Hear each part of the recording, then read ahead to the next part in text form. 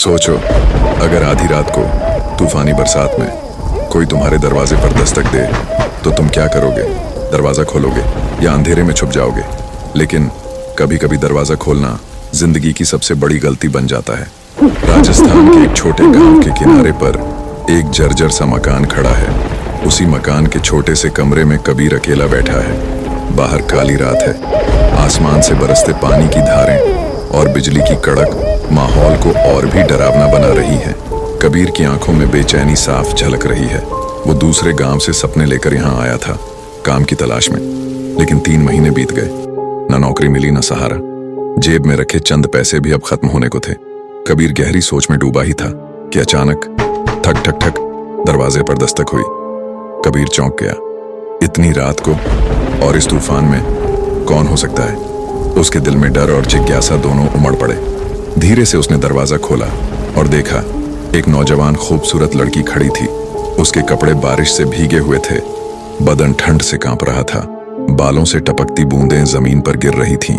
उसके हाथ में एक बैग था जिसे वो कसकर सीने से लगाए खड़ी थी, जैसे उस बैग में उसकी जान बसी हो। उसने कांपती आवाज में कहा, मेरी गाड़ी यहाँ खराब हो गई है, बारिश में कहीं और जाना मुमकिन नहीं, क्या मैं थोड़ी देर यहाँ रुक सकती हूँ?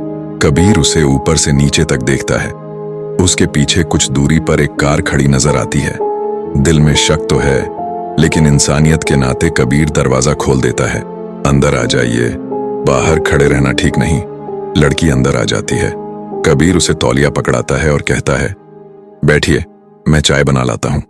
कुछ देर बाद जब वो चाय लेकर लौटता है, लड़की मुस्कुराकर कहती है, धन्यवाद, मेरा नाम सृष्टि है, मैं पास के गांव से आ रही थी, रास्ते में गाड़ी खराब हो गई, यहाँ कोई मदद नहीं दिखी तो आपके मकान की ओर आ गई।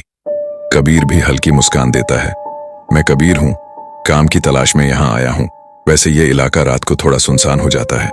दोनों चाय की चुस्कियां लेते हैं, लेकिन तभी सृष्टि कहती है, क्या मैं आपका फोन इस्तेमाल कर सकती हूँ? मेरा फोन डिस्चार्ज हो गया है। कबीर फोन बढ़ा देता है। सृष्टि कॉल करती है और धीरे से कहती है, हाँ, मैं सुरक्षित हूं, आज रात सब काम हो जाएगा। इतना कहकर वो फोन रख देती है। कबीर कुछ पूछ ही पाता कि अचानक बिजली चली जाती है। पूरा कमरा अंधेरे में डूब जाता है। कबीर मोबाइल की टॉर्च जलाता है, लेकिन सृष्टि वहां नहीं होती। ये कहां गई? कबीर घबराकर कमरे के कोने कोने में उसे ढूंढता है। तभी दरवाजे पर फिर दस्तक होती है। दरवाजा खोलता है तो सामने उसका दोस्त धनराज खड़ा होता है। क्या हुआ भाई, इतना घबराया क्यों है? कबीर पूरी घटना उसे बताता है। धनराज हैरान रह जाता है। तूने एक अजनबी को रात में घर में आने दिया? तुझे पता है ना इस गांव में चोरी और कत्ल कितने बढ़ गए हैं? कबीर बेचैनी से कहता है, मुझे लगा वो मदद मांग रही थी, लेकिन अब तो वो कहीं दिख भी नहीं रही। हाँ, लेकिन उसका बैग यहीं छूट गया है। दोनों बैग की ओर देखते हैं। धनराज धीरे धीरे बैग खोलता है और अंदर झांकते ही उसका चेहरा सफेद पड़ जाता है। ये तो सृष्टि का कटा हुआ सिर है। धनराज चीख उठता है। कबीर स्तब्ध होकर उसकी ओर देखता है, लेकिन जब वो बैग में झांकता है तो अंदर कोई सिर नहीं, बल्कि सिर्फ एक कागज का टुकड़ा होता है। उस पर लिखा होता है, आज रात तुम्हारा हिसाब खत्म। कबीर गुस्से में धनराज से पूछता है, तुम उसे कैसे जानते हो? ये सब क्या है? धनराज कांपते हुए कहता है, हाँ, मैं सृष्टि को जानता हूं। वो मेरी मंगेतर थी, लेकिन मैंने ही उसे मार डाला। कबीर सन्न रह जाता है। धनराज रोते हुए बताता है, मैं काम की तलाश में भटक रहा था, एक तांत्रिक के पास गया। उसने कहा, अगर मैं सृष्टि की बलि दूं तो मेरी किस्मत बदल जाएगी। लालच में आकर मैंने उसे मार दिया।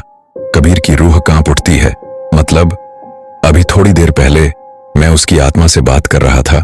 धनराज धीमी आवाज में कहता है, हाँ कबीर, उसकी आत्मा लौट आई है मेरे गुनाह का हिसाब लेने।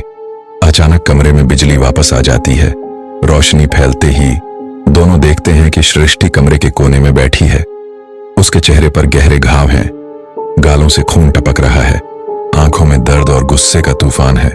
धीरे धीरे वो सिर उठाती है। धनराज, तुम आ गए? क्या अब भी मुझसे प्यार करते हो? धनराज रोते हुए उसके पास घुटनों पर गिर जाता है। सृष्टि, मुझे माफ कर दो, मुझसे बहुत बड़ी गलती हो गई।